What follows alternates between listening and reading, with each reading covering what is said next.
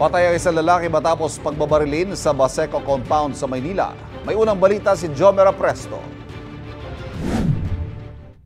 Dead on the spot ang lalaking ito matapos pagbabarilin sa Baseco compound sa Maynila. Ayon sa pulisya, kalalaya lang ng biktima nitong nakaraang Biyernes matapos makipag-areglo sa pamilya ng umano'y napatay niya noong Marso. Dahil sa umano'y onsehan sa iligal na droga. Ang sospek ngayon sa pamamaril sa lalaki, isa sa mga tumestigo raw noon laban sa kanya. Di umano, itong ating biktima ay pinagbabantaan yung grupo at partikular na po yung isang tao na tumestigo laban sa kanya. Noon pong siya po ay naging sospek. Lumalabas inunahan lang siya nitong sospek. Base sa investigasyon, saktong magkasama ang dalawang sospek at isang testigo na mataan nila ang biktima na naglalakad sa Block 1 sa Gasangan.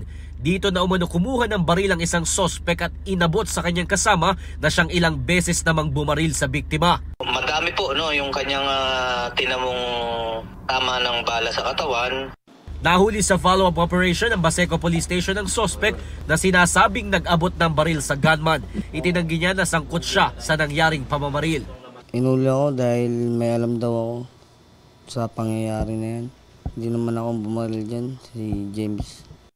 Napag-alaman na dati nang nakulong ang sospek dahil sa pagkukubli ng iligal na armas at iligal na sugal. Patuloy naman na tinutugis ng otoridad ng gunman na maharap rin sa reklamong murder.